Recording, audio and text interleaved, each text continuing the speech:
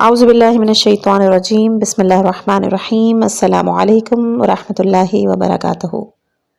کیا انسان کامل بننا ممکن ہے؟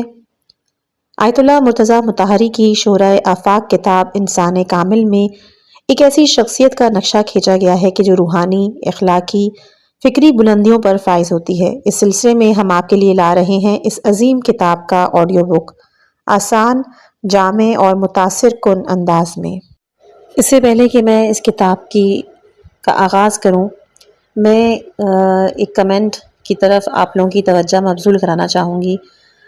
2-3 کمنٹس ایسے آ چکے ہیں کہ جس میں یہ بیان کیا گیا ہے، ریکویسٹ کی گئی ہے کہ نفس کے حوالے سے، نفس لوامہ، تزکیہ نفس کے حوالے سے ضرور آپ بتائیے، کچھ نہ کچھ ڈالیے۔ اس حوالے سے ضرورت بہت زیادہ ہے۔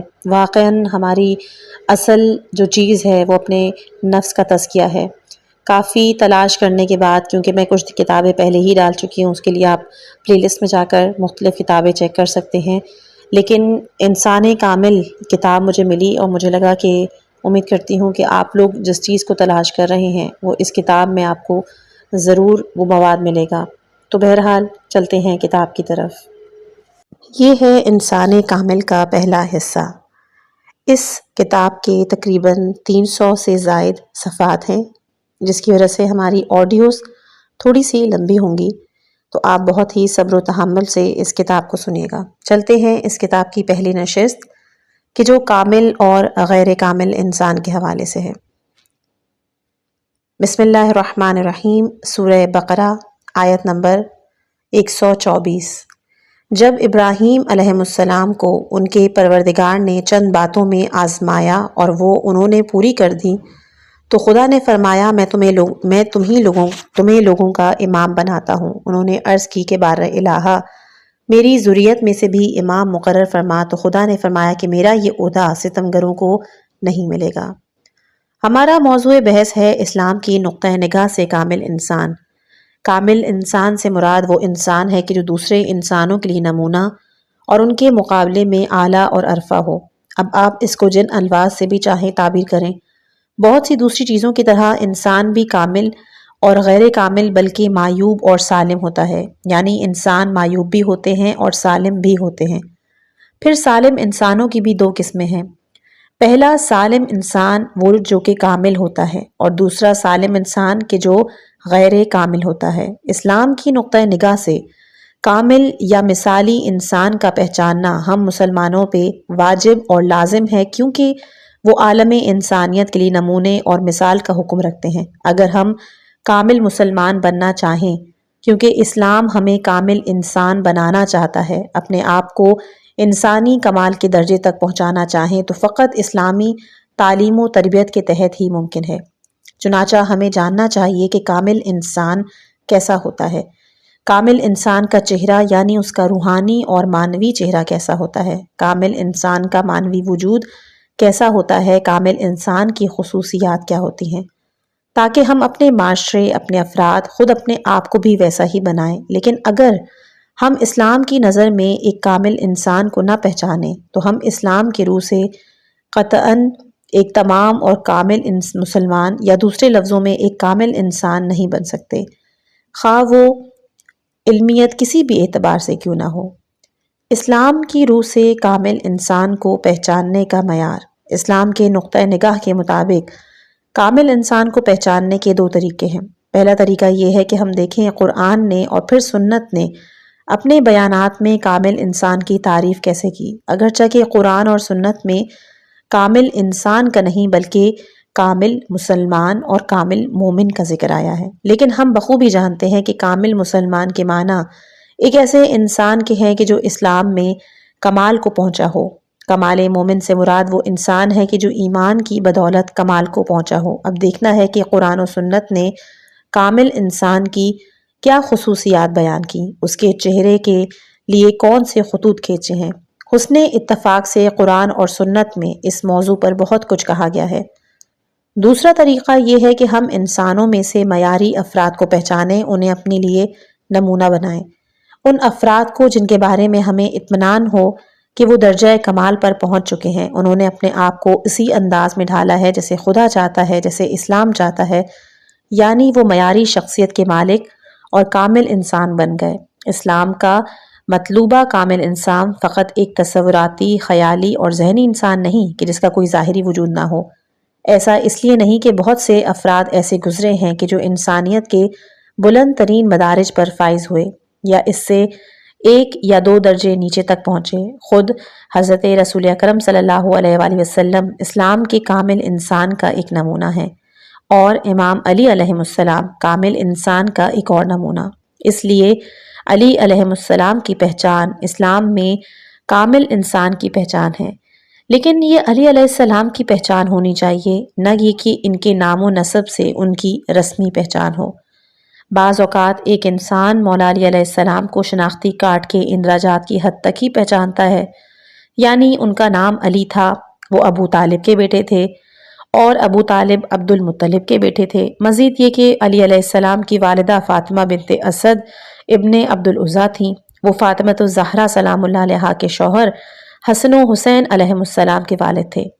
بہت ہوا تو یہ جان لیا کہ وہ کس سال میں پیدا ہوئے، کس سال میں شہید ہوئے، کون کون سی جنگیں لڑیں، یہ سب باتیں شناختی کارڈ کی سی پہچان ہیں۔ یعنی اگر ہم علی علیہ السلام کے لیے ایک شناختی کارڈ جاری کرنا چاہیں تو اس کے لیے ان کے یہی قوائف معلوم کرنا ضروری ہیں، یعنی اسلام کے کامل انسان کی پہچان نہیں ہوگی، کیونکہ علی علیہ السلام کی پہچان کے معنی ان کے شخص کی پہچان نہیں بلکہ ان کی شخصیت کی پہچان ہے۔ گویا کہ ہمارے لیے ان کی جامع شخصیت کا جس حد تک پہچاننا ممکن ہو، اتنا ہی ہم نے اسلام کے ایک کامل انسان کو پہچانا ہے۔ پھر جہاں تک ہم اس کامل انسان کو اپنے لیے نمونہ قرار دیں، اس کی راہ پر چلیں، زبانی نہیں عملی طور پر اسے اپنا امام اور پیشوا قرار دیں، خود اس کے تابع بنے، ہمیشہ کوشش کریں کہ اپنے آپ کو اس نمونے کے طرز پر ڈھالیں، تو ہم اس کامل انسان کے شیعہ کہلا سکتے ہیں، کیونکہ بقول شہید ثانی شیعہ وہ ہے کہ جو امام علی علیہ السلام کی مشیت کرے۔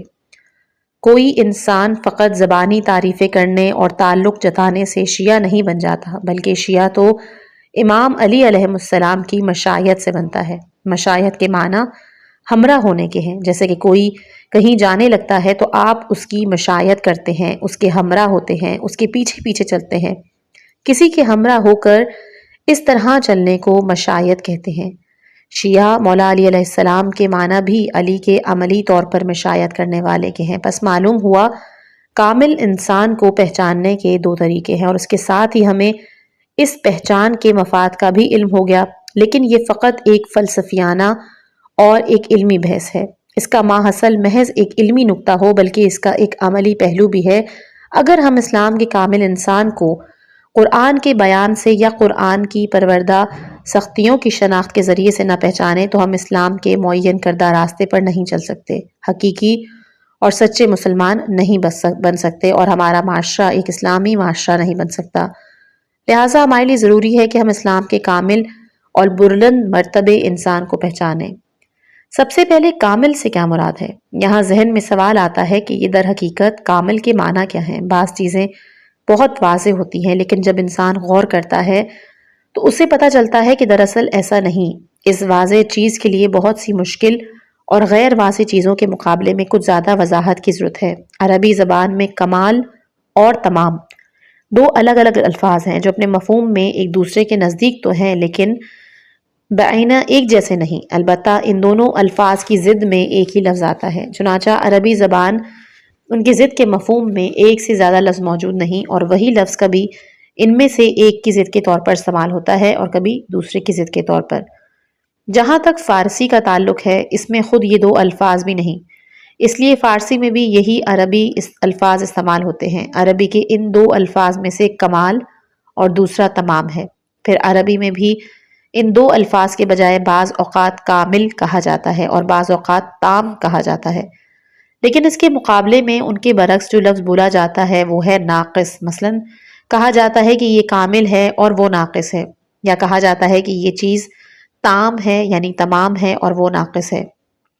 قرآن مجید کی ایک آیت میں یہ دونوں الفاظ استعمال ہوئے ہیں۔ سورہ مائدہ آیت نمبر 3 میں آج کے دن میں نے تمہارے لیے دی قرآن مجید نے یہ نہیں فرمایا کہ اتممت لکم دینکم، کیونکہ اگر اتممت لکم دینکم فرماتا تو یہ عربی قواعد کی روح سے درست نہیں ہوتا۔ اسی طرح یہ بھی نہیں فرمایا کہ اکملت لکم نعمتی، بلکہ فرمایا کہ اتممت علیکم نعمتی۔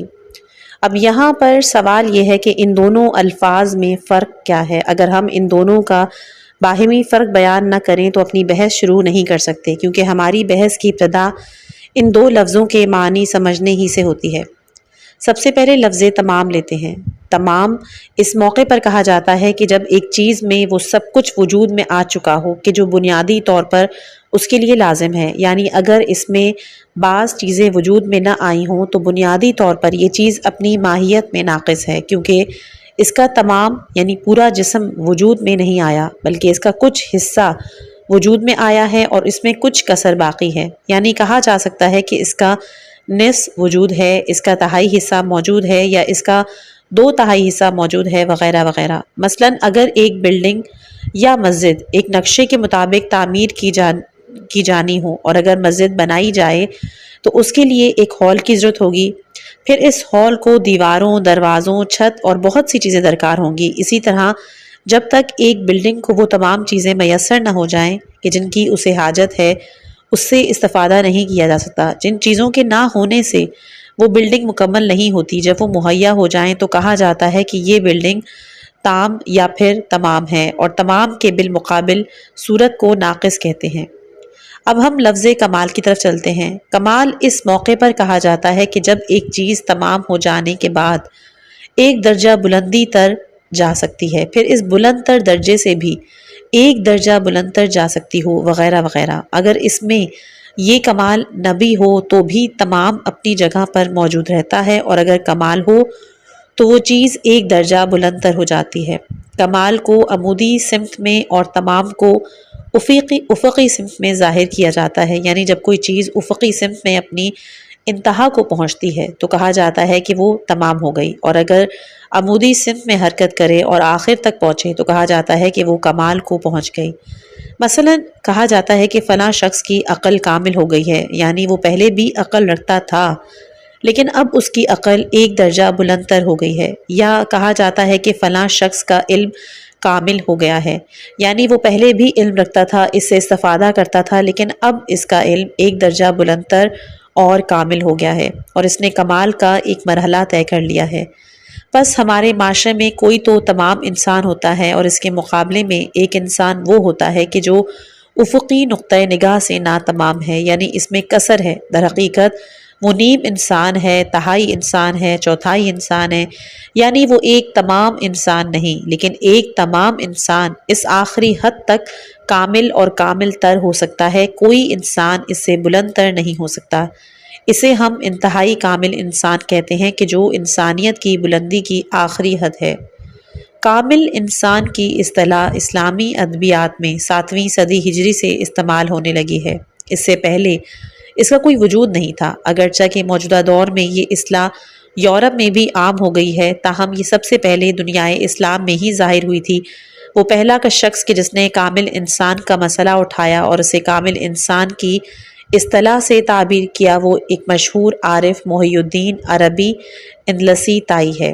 محی الدین عربی اسلامی عرفان کا باوا آدم ہے، یعنی اسلامی دنیا کے تمام عرفاء کہ جنہیں آپ جانتے ہیں وہ سب کے سب محی الدین ہی کے مکتب سے تعلق رکھتے ہیں۔ ان میں ایرانی فارسی بولنے والے عرفاء بھی شامل ہیں کہ جو 7ویں صدی کے شروع میں اور کچھ 7ویں صدی کے بعد بھی ہوئے۔ مولوی مانوی کو ہی لے لیجئے، وہ اپنی تمام عظمت کے باوجود عرفان کے معاملے میں محی الدین عربی کے مقابلے میں کچھ بھی نہیں کہتے۔ محی الدین عربی نژاد اور حاتم طائی کی اولاد میں سے تھے۔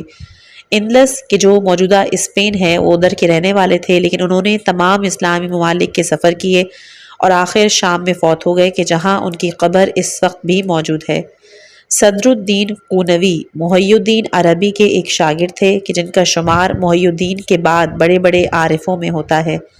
اسلامی عرفان کو بڑی دقیق علمی صورت میں پیش کرنے کا کام محی الدین نے کیا۔ صدر الدین قونوی نے اس کی تشریح اور توضیح کرنے کا فرض انجام دیا۔ مولوی مانوی صدر الدین قونوی کے بھی ہم اثر تھے۔ صدر الدین قونیہ کی ایک مسجد میں امام جماعت تھے اور مولوی مانوی وہاں جا کر ان کی اقتداء میں نماز ادا کیا کرتے تھے۔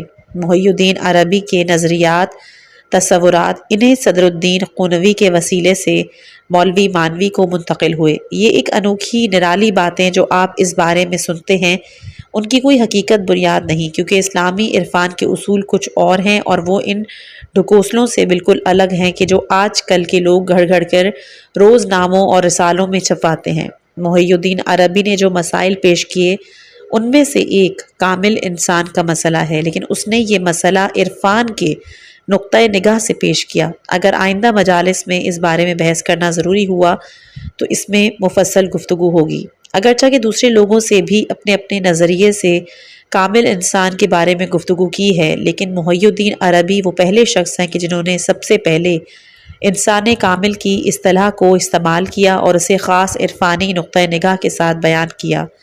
اب جبکہ ہم دیکھنا چاہتے ہیں کہ کامل انسان قرآن کے نقطۂ نگاہ کے مطابق کیسا ہوتا ہے، لہٰذا مجبوراً اپنی بحث تمام انسان اور ناقص انسان سے شروع کرتے ہیں، کیونکہ جب تک ہم یہ مرحلہ طے نہیں کر لیں کیا ہمارے معاشرے میں سالم انسان اور معیوب انسان موجود ہیں، ان میں ایک پورا اور ایک ادھورا ہے، اس کا تعلق انسان کے تن اور بدن سے ہے۔ اس میں کوئی شک نہیں کہ بعض انسان جسم کے لحاظ سے سالم ہیں اور بعض دوسرے معیوب یا مریض ہیں، یا ان کے کسی عضو میں کوئی نقص ہے۔ ممکن ہے ایک شخص اندھا وغیرہ ہو، لیکن ان چیزوں کا تعلق ذات انسان یعنی کہ وجود سے ہے۔ کیا آپ نے کبھی غور کیا ہے کہ اگر ایک انسان اندھا ہو یا بہرا ہو یا مفلوج ہو یا بد شکل ہو یا پست قد کا ہو تو اس چیز کو اس کے لیے خامی یا نقص نہیں سمجھتے؟ ہاں، ان خامیوں کو آپ اس کی شخصیت اور انسان کے لحاظ سے نقص شمار نہیں کرتے۔ مثلاً سقراط ہی کو لے لیجئے۔ یونان کا یہ ایک معروف فلسفی ہے جسے پیغمبروں کے راستے پر چلنے والا سمجھا جاتا ہے۔ دنیا کے انتہائی بدصورت افرادوں میں سے تھا، لیکن کوئی بھی اس کی بدصورتی کو انسان کی حیثیت سے سقراط کے لیے عیب نہیں سمجھتا۔ یا جیسا کہ ابوالعلا نابینا تھے، خود ہمارے زمانے میں ڈاکٹر طہ حسین بھی نابینا تھے، کیا یہ اندھا پن کہ جو ان کے جسم اور شخصی وجود کا عیب ہے یہ ان کی شخصیت کا نقص شمار ہوگا؟ نہیں، ایسا نہیں ہے۔ تو پھر یہ خود اس امر کی دلیل ہے کہ انسان دو چیزیں رکھتا ہے، ایک شخص اور دوسری اس کی شخصیت۔ وہ ایک تن رکھتا ہے اور ایک روح رکھتا ہے، ایک جسم رکھتا ہے اور ایک اس کی رواں رکھتا ہے۔ روح کا نظام جسم سے الگ ہے، اور جو لوگ یہ سمجھتے ہیں کہ انسان کی روح اس کے جسم کے تابع ہے، یہی انہوں نے 100% دھوکہ کھایا ہے۔ اب بنیادی سوال یہ ہے کہ جب انسان کا جسم سالم ہو تو کیا اس کی روح بیمار ہو سکتی ہے یا نہیں؟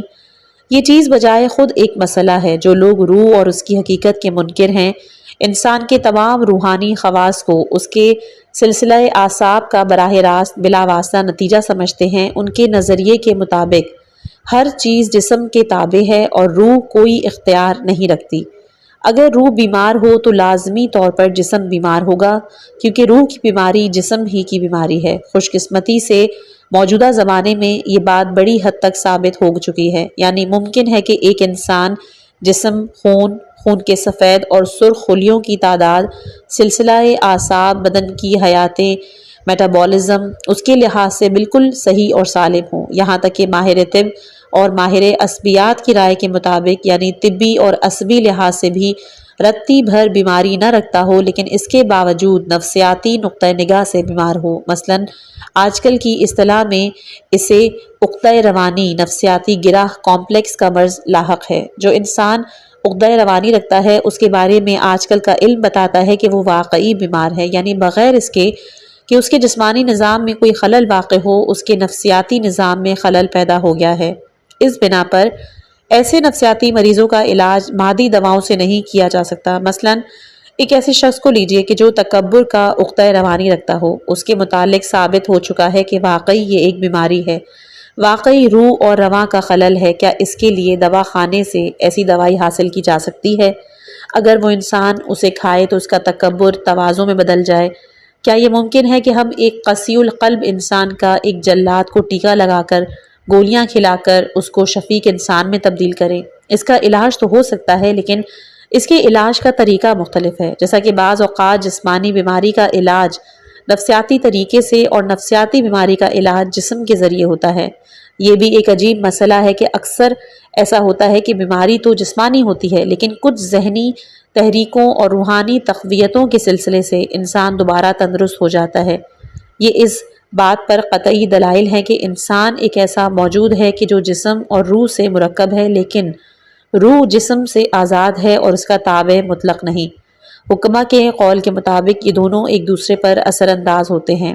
روح جسم پر اثر رکھتی ہے اور جسم روح پر اثر ڈالتا ہے۔ یہ بات اس امر پر دلیل ہے کہ انسان کا نفسیاتی نظام بذات خود ایک مستقل حیثیت رکھتا ہے۔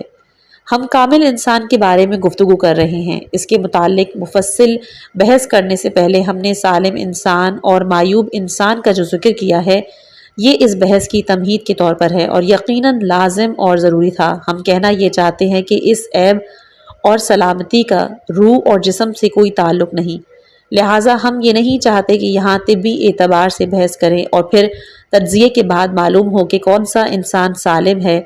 فی الواقع اس کے بدن کے تمام اعضاء سالم ہیں، کیونکہ اس بات کا ہمارے موضوع سے کوئی تعلق نہیں اور بنیادی طور پر ہماری گفتگو بدن سے متعلق نہیں ہے۔ پس واقعی میں یہ ممکن ہے کہ انسان نفسیاتی نقطہ نگاہ سے مریض و معیوب ہو، اور یہ بھی ممکن ہے کہ صحیح اور سالم ہو۔ قرآن نے بھی اس اصول کی پذیرائی بخشی ہے، جیسا کہ سورہ بقرہ آیت نمبر 10 پہ ایک مقام پہ آیا کہ ان کے دلوں میں مرض تو تھا ہی، اب خدا نے ان کے مرض کو اور بڑھا دیا ہے، یعنی ان کے دل اور روح میں مرض ہے۔ قرآن یہ نہیں کہتا کہ ان کی آنکھیں بیمار ہیں۔ قرآن نے جس قلب کا ذکر کیا ہے وہ بھی وہ قلب نہیں کہ جس کا ذکر علم طب میں ہے، بلکہ اس مقام پر انسان کے قلب سے مراد اس کی روح اور اس کا نفس ہے۔ نیز خدا قرآن میں ہی سورہ بنی اسرائیل آیت نمبر 82 میں فرماتا ہے، اور ہم تو قرآن میں وہی چیز نازل کرتے ہیں جو مومنوں کے لیے شفا اور رحمت ہے، مگر وہ نافرمانیوں کے لیے تو گھاٹے کے سوا کچھ بڑھاتا ہی نہیں۔ یعنی ہم نے قرآن مومنین کے لیے شفا اور رحمت کے طور پر بھیجا ہے۔ امیر المومنین علیہ السلام فرماتے ہیں، تقوی تمہارے دلوں کے مرض کی دوا ہے۔ نیز فرماتے ہیں کہ بلاؤں اور مصیبتوں میں سے ایک فقر ہے، اور فقر سے بدتر بدن کی بیماری ہے، اور بدن کی بیماری سے بھی شدید تر انسان کے قلب کی بیماری ہے۔ قرآن مجید کا ایک مقصد انسان کو سالم انسان بنانا ہے، لیکن اس سے پیشتر کہ ہم اپنے متعلق کامل انسان ہونے کی توقع رکھیں یا ایک کامل انسان کے نزدیک ہونا چاہیں، ہمیں اپنا محاسبہ کرنا ہے اور یہ دیکھنا چاہیے کہ آیا ہم بنیادی طور پر سالم انسان ہیں یا معیوب انسان ہیں۔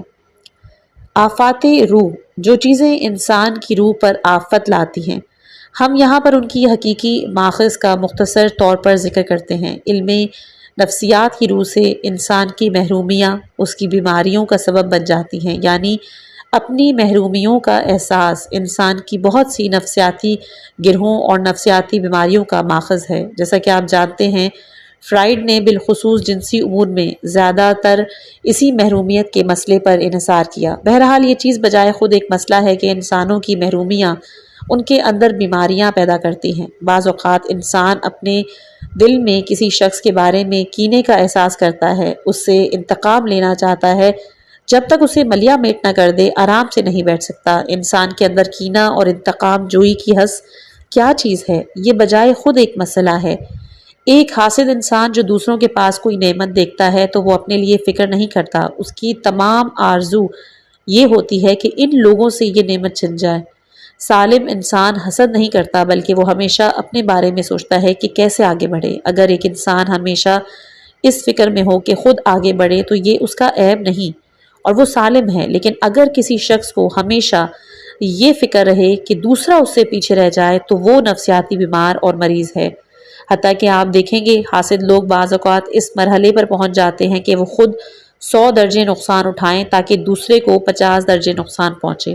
ایک مشہور تاریخی داستان ہے کہ جو تاریخ کی کتابوں میں نقل ہے، کہتے ہیں کہ کسی خلیفہ کے زمانے میں ایک دولت مند شخص نے ایک غلام خریدا۔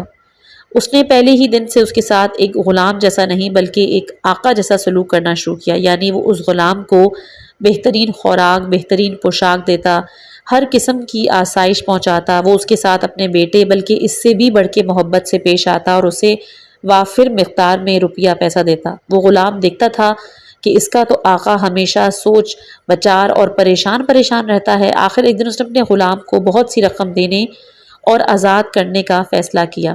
تب ایک رات اس دولت مند شخص نے اپنے غلام سے اپنا ایک دکھڑا بیان کیا اور کہا کہ اے غلام، میں چاہتا ہوں تمہیں آزاد کر دوں اور اتنی ساری رقم تمہیں دوں، لیکن کیا تمہیں معلوم ہے کہ میں تمہارا اتنا خیال کیوں رکھتا ہوں؟ تو غلام نے پوچھا کس لیے؟ تو اس دولت مند شخص نے کہا کہ فقط ایک فرمائش کی خاطر، کہ اگر تم وہ ایک فرمائش پوری کر دو تو جو کچھ میں نے تمہیں دیا ہے وہ تمہارے لیے حلال ہوگا، لیکن اگر تم میری وہ فرمائش پوری نہ کرو گے تو میں تم سے راضی نہیں ہوں گا۔ اگر تم مان جاؤ، میری فرمائش پوری کر دو، تو میں تمہیں کچھ اور مال بھی دوں گا۔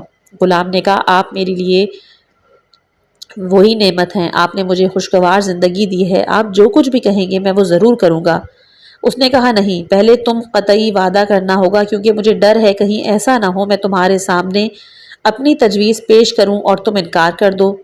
غلام نے کہا آپ کی جو بھی تجویز ہے وہ بتائیں۔ جب آقا نے اس سے پختہ قول لے لیا تو کہا میری تجویز یہ ہے کہ تم ایک خاص مقام اور وقت پر، کہ جس کے بارے میں تمہیں حکم دوں گا، تم میرا سر تن سے الگ کر دو۔ اور اب یہاں غلام نے کہا کیا مطلب؟ آقا نے کہا کہ میں یہی چاہتا ہوں۔ غلام نے کہا یہ تو ناممکن ہے۔ آقا نے کہا بہرحال میں نے تم سے قول لیا ہے اور بات صرف اتنی ہی ہے۔ اور چنانچہ اس نے غلام کو آدھی رات کے وقت جگایا، ایک تیز چھری اس کے ہاتھ میں دی اور آہستہ آہستہ چلتا ہوا اسے ہمسائے کے گھر کے پچھواڑے لے گیا، اور پھر وہ وہاں لیٹ گیا اور نقدی کی ایک تھیلی غلام کو دی اور کہا تم یہیں میرا سر کاٹ دو اور جہاں جی چاہے چلے جاؤ۔ تو غلام نے اس سے پوچھا آخر کیوں؟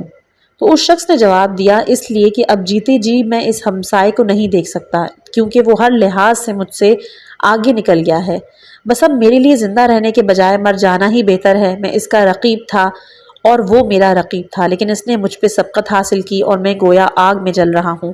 میں چاہتا ہوں کہ میرے مرنے سے ایک قتل اس کے ذمہ لگ جائے اور اس کے نتیجے میں وہ قید خانے میں پہنچ جائے، تو مجھے صدا کا چین مل جائے گا۔ میں جانتا ہوں کہ میرا رقیب وہی ہے۔ اگر میں یہاں مارا جاؤں گا تو کل پوچھا جائے گا کہ اسے قتل کس نے کیا، تب کہا جائے گا کہ لازماً اس کے رقیب نے قتل کیا، کیونکہ اس کی لاش بھی اس کے پچھواڑے سے ملی۔ اس کا نتیجہ یہ ہوگا کہ وہ پکڑا جائے گا اور بالآخر اسے پھانسی چڑھا دی جائے گی۔ جب یہ صورت بن جائے گی تو میرا مقصد حاصل ہو جائے گا۔ غلام نے سوچا کہ اتنا احمق آدمی ہے تو میں یہ کام کیوں نہ کروں؟ ہاں تم فقط قتل کیے جانے کے قابل ہو حاضرین۔ یہ کہہ کر غلام نے اس احمق حاسد کا سر کاٹا اور نقدی کی تھیلی لے کر وہاں سے چلتا بنا۔ صبح ہوتے ہی قتل کی خبر ہر جگہ پھیلی۔ اس دولت مند آدمی کے رقیب کو گرفتار کر کے قید خانے میں ڈال دیا گیا۔ بعد میں کہا گیا کہ اگر یہ قاتل ہوتا تو اسے اپنے گھر کے پچھواڑے میں قتل نہ کرتا۔ اس طرح قتل کا معاملہ ایک معمہ بن کے رہ گیا۔ دوسری طرف اس غلام کے ضمیر نے اس کو چین نہ لینے دیا۔ وہ حاکم وقت کے دربار میں حاضر ہوا، حقیقت حال اس کو بیان کرتے ہوئے کہا کہ واقعہ یہ ہے، اسے میں نے قتل کیا، خود اس کے تقاضا کرنے پر قتل کیا۔ وہ حسد کی آگ میں اس طرح جل رہا تھا کہ موت کو زندگی پر ترجیح دی۔ جب یہ معلوم ہو گیا کہ اصل ماجرا کیا ہے تو غلام کو بھی چھوڑ دیا گیا اور اس پہلے قیدی کو بھی آزاد کر دیا گیا۔ یہ ایک حقیقت ہے، حسد واقعی ایک بیماری ہے۔ انسان حسد کی بیماری میں مبتلا ہو جاتا ہے۔ یہاں قرآن سورہ شمس آیت نمبر 9 اور 10 میں کہتا ہے کہ جس نے اپنے نفس کو پاک صاف رکھا وہ کامیاب ہوا، اور جس نے اسے گناہ کیا وہ برباد اور نامراد رہا۔ بس قرآن مجید کا جو پہلا مقصد ہے وہ تزکیہ نفس ہے، یعنی قرآن مجید نفس کی بیماریوں، گرہوں، تاریکیوں، پریشانیوں، سرکشیوں سے الگ رکھنا بلکہ مسخ ہونے سے بچانا چاہتا ہے۔ نفس کے مسخ ہونے کا مسئلہ بھی بہت اہم ہے، مگر سوال یہ ہے کہ مسخ ہونے سے کیا مراد ہے؟ جیسا کہ کہا جاتا ہے، آپ نے سنا ہوگا کہ گزشتہ امتوں میں کچھ ایسے لوگ ہیں کہ جنہوں نے بہت گناہ کیے، اس وقت کے پیغمبر نے ان پر لعنت کی، اس کے نتیجے میں وہ مسخ ہو گئے، یعنی وہ حیوان کی صورت میں تبدیل ہو گئے، مثلا بندر بن گئے یا بھیڑیا، ریچھ یا کسی دوسرے حیوان کی صورت میں۔ اسے کہتے ہیں مسخ ہونا۔ اب دیکھنا یہ ہے کہ کیا واقعی انسان مسخ ہو گئے، یعنی کیا حیوان بن گئے؟ یہاں ایک نکتہ ہے، اور وہ یہ کہ اگر انسان جسمانی لحاظ سے مسخ نہ ہو، ایک حیوان کی شکل میں تبدیل نہ بھی ہو، تو بھی اس کا روحانی اور معنوی لحاظ سے مسخ ہو جانا ممکن ہے۔ یعنی یہ ہو سکتا ہے کہ وہ روحانی طور پر ایک حیوان میں تبدیل ہو جائے، بلکہ ایک ایسے حیوان میں تبدیل ہو جائے کہ اتنا بڑا اور مکروہ حیوان ساری دنیا میں موجود نہ ہو۔ چنانچہ قرآن مجید بھی ان لوگوں کی بات کرتا ہے کہ جو چوپاؤں سے بھی زیادہ گھٹیا ہے۔ یہ چیز سورہ اعراف آیت نمبر 179 میں ہے۔ کیا یہ ممکن ہے کہ روح کے لحاظ سے انسان واقعی ایک حیوان میں تبدیل ہو جائے؟ جی ہاں، انسان کی شخصیت اس کی اخلاقی روحانی خاصیتوں پر مبنی ہے۔ اگر انسان میں روحانی خاصیتیں نہ ہوں بلکہ اس میں ایک درندے اور ایک چوپائے کی عادتیں ہوں تو وہ واقعی مسخ شدہ ہے۔ یہ ایک حقیقت ہے کہ انسان کی روح واقعی مسخ ہو جاتی ہے اور وہ حیوان میں تبدیل ہو جاتا ہے۔ حیوانوں میں سے سور ہی کو لیں، اس کا جسم اس کی روح سے مناسبت رکھتا ہے، تاہم یہ ممکن ہے کہ ایک انسان کی تمام خصلتیں سور والی ہوں۔ اگر ایسا ہو تو وہ انسانیت کے رتبے سے گر چکا ہے، یعنی اپنے باطن میں، حقیقت کی نگاہ میں اور عالم بالا میں وہ سور ہے اور اس کے علاوہ کچھ نہیں۔ پس ایک معیوب انسان بعض اوقات مسخ شدہ انسان کے مرحلے پر پہنچ جاتا ہے۔ ہم ان مسخ شدہ لوگوں کے متعلق کم سنتے ہیں، شاید بعض لوگ یہ خیال کریں کہ یہ مجازاً ایسا کہا گیا ہے، اس میں انہیں دیر سے یقین آئے گا، لیکن حقیقت ہے۔ ایک شخص کا بیان ہے، ہم امام سجاد علیہ السلام کے ساتھ مکے گئے۔ جب ہم نے صحرائے عرفات پہ نگاہ ڈالی تو دیکھا کہ وہاں زیادہ سے زیادہ 30-40 ہزار حاجی ہیں۔ جب اس نے اس سے اوپر نگاہ ڈالی تو دیکھا کہ اس صحرا میں حاجیوں کا سمندر ٹھاٹے مار رہا ہے۔ اس نے امام سے عرض کی کہ الحمدللہ کہ اس سال کتنے حاجی آئے۔ امام نے کہا کہ شور کرنے والے کتنے زیادہ اور حج کرنے والے کتنے کم ہیں۔ وہ شخص مزید کہتا ہے کہ مجھے اس کا علم نہیں کہ امام نے کیا کیا، مجھے کیسی بصیرت دی، کون سی آنکھ میرے اندر بینا کر دی کہ پھر اچانک آپ نے مجھ سے کہا کہ اب دیکھو۔ میں نے جب نگاہ کی تو دیکھا کہ صحرا عرفات جانوروں کی بہتات سے ایک چڑیا گھر بنا ہوا ہے، جہاں فقط چند انسان حیوانوں کے درمیان چل پھر رہے ہیں۔ پھر آپ نے کہا کہ اب تم نے دیکھ لیا، یہ ہے اس معاملے کا باطن۔ اہل معنی اور اہل باطن کی نظر میں یہ چیز روزے روشن کی طرح واضح اور عیاں ہے۔ اب اگر ہمارے تجدد پسند اشخاص کا ذہن اسے قبول نہ کرنا چاہے تو وہ سخت غلطی پر ہے۔ خود ہمارے زمانے میں بھی ایسے افراد ہیں کہ جو انسانوں کی حقیقت کا ادراک کر سکتے ہیں، انہیں دیکھ سکتے ہیں۔ جو انسان ایک چوپائے کی طرح کھانے، سونے، جنسی عمل کے علاوہ کچھ نہ جانتا ہو، اس کی روح بنیادی طور پر ایک چوپائے کی طرح ہے، اس کا باطن واقعی مسخ ہو چکا ہے، یعنی انسانی حقیقتیں اور انسانیت اس سے مکمل طور پر چھن گئی ہے اور اس نے خود اپنے لیے حیوانی خصلتیں اختیار کر لی ہیں، جیسا کہ سورہ نبا آیت نمبر 18 سے 20 میں ارشاد ہوا، جس دن سور پھونکا جائے گا اور تم لوگ گروہ گروہ حاضر ہوگے، آسمان کھول دیے جائیں گے تو ان میں دروازے بن جائیں گے، پہاڑ چلائے جائیں گے تو وہ ریت ہو کر رہ جائیں گے۔ قیامت کے دن لوگ گروہ در گروہ محشور ہوں گے۔ پیشوایان دین نے بار بار کہا کہ لوگوں کا فقط ایک گروہ انسان کی شکل میں محشور ہوگا اور دوسرے گروہ حیوانات کی شکل میں۔ چنانچہ کچھ گروہ چیونٹی کی شکل میں ہوں گے، کچھ سانپوں کی شکل میں، کچھ بچھوؤں کی شکل میں، کچھ بندروں کی شکل میں، کچھ خنزیر کی شکل میں۔ کیا یہ ممکن ہے کہ خدائے متعال بلا وجہ ایک انسان کو حیوان کی شکل میں تبدیل کر دے؟ نہیں، بلکہ جو شخص دنیا میں بچھو بن کر رہا ہے، سوائے ڈنگ مارنے کے اس نے کوئی کام نہیں کیا، دوسروں کو ایذا پہنچانے میں ہی لذت محسوس کرتا رہا، وہ اپنی حقیقی شکل یعنی بچھو کی شکل میں محشور ہوگا۔ جو شخص اپنی خصلت میں بندر ہے، اس نے دنیا میں بندروں جیسی حرکتوں کے علاوہ کچھ نہیں کیا، وہ قیامت کے دن یقیناً ایک بندر کی شکل میں محشور ہوگا۔ نیز جو شخص اپنے طور طریقے میں ایک کتا ہے، وہ ایک کتے ہی کی شکل میں محشور ہوگا۔ قیامت کے دن لوگ اپنی نیتوں، مقصد، خواہشوں، خصلتوں اور اپنی حقیقی صفتوں کے ساتھ محشور ہوں گے۔ آپ اس دنیا میں کیا ہیں؟ کیا بننا چاہتے ہیں؟ کس چیز کی خواہش رکھتے ہیں؟ کیا آپ کی خواہشات ایک انسان کی خواہشات ہیں یا درندے اور پرندے کی؟ آپ کی خواہشات جس حیوان کی سی ہے، آپ وہی ہیں۔ جیسے کچھ ہیں آپ ویسے ہی محشور ہوں گے۔ یہی وجہ ہے کہ ہمیں خدا کی پرستش کے علاوہ کسی دوسرے کی پرستش سے منع کیا گیا ہے، کیونکہ ہم جس چیز کی پرستش کرتے ہیں ہم وہی بن جاتے ہیں۔ اگر ہم زر پرست بن جائیں تو روپیہ پیسہ ہماری ذات، ہمارے وجود کا جز بن جاتا ہے، اور یہی روپیہ پیسہ قیامت کے دن کی وہ پگھلی ہوئی دھات ہے کہ جس کے بارے میں قرآن مجید کہتا ہے کہ یہ دھات دنیا میں جن کے وجود کا جز بن گئی اور اس دھات کی ملکیت اور اس کی پرستش کے علاوہ ان کے پاس کوئی چیز نہ تھی، وہ آخرت میں بھی اس دھات کی شکل میں ہی ہوں گے۔ یہاں پر قرآن مجید سورہ توبہ آیت نمبر 34 اور 35 میں کہتا ہے جو لوگ سونا اور چاندی جمع کرتے جاتے ہیں اس کو خدا کی راہ میں خرچ نہیں کرتے تو اے رسول ان کو دردناک عذاب کی خبر سنا دو، جس دن وہ مال جہنم کی آگ میں تپایا جائے گا، پھر اس سے ان کی پیشانیاں، ان کے پہلو اور ان کی پشتیں داغی جائیں گی اور کہا جائے گا کہ جسے تم نے اپنے لیے جمع کر رکھا تھا۔ آپ یہ نہ کہیے کہ اب دھات کے سکے تو ناپید ہو چکے ہیں، ان کی جگہ تو کرنسی نوٹوں نے لے لی ہے، کیونکہ دوسری دنیا میں ہر چیز کی ماہیت مختلف ہے۔ وہاں کے نوٹ بھی ایسی آگ کی شکل اختیار کر لیتے ہیں کہ جو انسان کو سفید دھاتوں سے زیادہ جلاتی ہے۔ یہ وہ چیزیں ہیں کہ جو انسان کو مست کر دیتی ہیں۔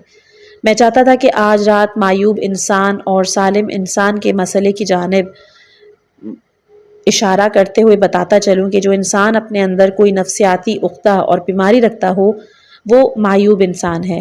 وہ ایک ایسا انسان ہے کہ جو کسی مادی چیز کی پرستش کرتا ہے، یعنی وہ اسے اپنے استعمال میں نہیں لاتا، بلکہ اس خداوند متعال نے جو ماہ مبارک رمضان کی یہ راتیں دعا اور احیا کی راتیں جو دی ہیں، اس بابرکت مہینے کی تمام راتیں احیا اور دعا کے لیے خاص ہیں، کیونکہ اس مہینے کا بنیادی مقصد ہی انسان سازی ہے۔ یعنی اس مہینے کا مقصد یہ ہے کہ ان دنوں اور رازوں میں معیوب انسان اپنے آپ کو سالم انسانوں میں اور سالم انسان اپنے آپ کو کامل انسانوں میں تبدیل کریں۔ ماہ رمضان کا مقصد تزکیہ نفس کے ذریعے سے افراد انسانی کے عیوب اور نقائص رفع کرنے کے علاوہ معاشرتی خرابیوں کی اصلاح بھی ہے۔ یہ وہ مہینہ ہے کہ جس میں عقل، ایمان، ارادہ، نفسانی خواہشات پر قابو پا لینے، یہ خدا کی پرستش کرنے، دعائیں مانگنے، خدا کی جانب پرواز اور بالآخر روح کی بلندی اور ارتقاء کا مہینہ ہے۔ اگر فرض کر لیا جائے کہ ایک انسان ماہ رمضان کے 30 دن بھوک پیاس برداشت کرے اور ایک سے دوسری مجلس میں شریک ہو یہاں تک کہ عید الفطر آ جائے، پھر ہم دیکھیں کہ مہینے کے آخر میں اس میں رتی بھر تبدیلی نہیں آئی، یا یہ کہ وہ پہلے سے بھی بدتر ہو گیا ہے، تو ایسے روزے کا اسے کوئی فائدہ نہیں۔ اسلام یہ نہیں چاہتا کہ لوگ فقط اپنے منہ باندھے رہیں، بلکہ روزے کا مقصد یہ ہے کہ اس کے ذریعے انسان اپنی اصلاح کرے، کیونکہ ہماری روایات میں آیا ہے بہت سے روزے دار ایسے ہیں جنہیں روزے سے سوائے بھوک کے کچھ نہیں ملتا۔ انسان کا حلال غذا کو چھوڑ دینا اس لیے ہے کہ وہ ان ترک غذا کی مشق کرے، تاکہ وہ حرام بات کہنے سے اپنی زبان کو بند کرے، یعنی وہ غیبت نہ کرے، جھوٹ نہ بولے، بد کلامی نہ کرے، حلال غذا استعمال کرے۔ کیا آپ نے وہ واقعہ نہیں سنا کہ ایک عورت رسول اکرم صلی اللہ علیہ وآلہ وسلم کی خدمت میں آئی اور وہ روزے سے تھی؟ رسول اکرم صلی اللہ علیہ وآلہ وسلم نے اسے دودھ یا کوئی اور چیز دی اور فرمایا اس کو پی لو۔ اس نے عرض کی یا رسول اللہ میں روزے سے ہوں۔ آن حضرت نے فرمایا کہ نہیں، تم روزے سے نہیں ہو، یہ پکڑو اور پی لو۔ اس نے دوبارہ کہا یا رسول اللہ میرا روزہ ہے۔ آن حضرت نے اصرار کیا، فرمایا لو یہ پی لو۔ اس عورت نے پھر یہی کہا کیونکہ اپنے فہم کے مطابق وہ واقعی روزے سے تھی۔ رسول اکرم صلی اللہ علیہ وآلہ وسلم نے فرمایا تم روزے سے کیسے ہو سکتی ہو جبکہ ایک ساتھ پہلے تم نے اپنے مومن بھائی یا مومن بہن کا گوشت کھایا ہے، کیونکہ تم نے اس کی غیبت کی ہے۔ کیا تم چاہتی ہو کہ میں ابھی تمہیں دکھا دوں کہ تم نے اس کا گوشت کھایا ہے؟ تم یہاں ابھی قے کرو۔ جب اس عورت نے قے کی تو اچانک گوشت کا ایک لوتھڑا اس کے منہ سے گرا۔ اف، ایک آدمی روزہ بھی رکھے اور غیبت بھی کرے، یعنی وہ اپنے جسم کا منہ تو حلال غذا سے بند کر لے لیکن اپنی روح کا منہ حرام غذا کے لیے کھول دے۔ جیسا کہ ہمیں بتایا گیا کہ جب کوئی انسان ایک جھوٹ بولتا ہے تو اس کے منہ سے بدبو بلند ہوتی ہے کہ جو 7ویں آسمان تک جاتی ہے اور اس سے فرشتوں کو تکلیف پہنچتی ہے۔ لیکن یہ 7 آسمان یہ ظاہری آسمان نہیں بلکہ وہ سب کے سب بطون عالم اور ملکوت عالم ہیں۔ بعض اوقات پوچھا جاتا ہے کہ جہنم میں اتنی بدبو کیوں ہے؟ ہاں، تو جہنم میں بدبو وہی ہے کہ جو ہم اپنی اس دنیا میں پیدا کرتے ہیں، وہی جھوٹ ہے کہ جو ہم بولتے ہیں، یہی کیفیت گالی بکنے کی ہے۔ پھر تہمت لگانا تو سب سے بڑھ کر، تہمت لگانے میں جھوٹ کی برائی کے ساتھ غیبت کی برائی بھی شامل ہے۔ جو آدمی غیبت کرتا ہے وہ لوگوں کی خامیاں کہ جو ان میں موجود ہوتی ہیں وہ بیان کرتا ہے۔ جس آدمی کا لہجہ سخت ہو وہ پیٹھ پیچھے برائی نہیں کرتا، اور جو آدمی جھوٹ بولتا ہے اس میں کسی کی بدگوئی نہیں کرتا، لیکن جو آدمی تہمت لگاتا ہے وہ آنے واحد میں جھوٹ بھی بولتا ہے، غیبت بھی کرتا ہے، یعنی وہ بیک وقت 2 کبیرہ گناہ کرتا ہے۔ وائے ہے اس دن پر کہ ایک ماہ رمضان گزر جائے اور اس میں ہم نے ایک دوسرے پر کئی ایک تہمتیں لگائی ہوں۔ ماہ رمضان اسی لیے آتا ہے کہ اس مدت میں زیادہ سے زیادہ مسلمان جمع ہوں اور اجتماعی عبادات انجام دیں، نہ یہ کہ ماہ رمضان یہ کتاب نہ صرف ہمارے فہم و شعور کو بڑھاتی ہے بلکہ ہمیں خود کو بہتر بنانے کی تحریک بھی دیتی ہے۔ اگلے حصے کے لیے چینل کو سبسکرائب کریں اور اس علم کو دوسروں تک پہنچانے میں ہمارا ساتھ دیں۔ آخر میں دعا ہے کہ اللہ تعالی ہمیں بھی ان صفات کو اپنانے کی توفیق عطا فرمائے کہ جو ایک انسان کامل کی پہچان ہے، ہماری فکر، عمل اور نیت کو خالص بنا دے اور ہمیں اپنی رضا کے راستے پر گامزن فرمائے۔ آمین۔ السلام علیکم ورحمۃ اللہ وبرکاتہ۔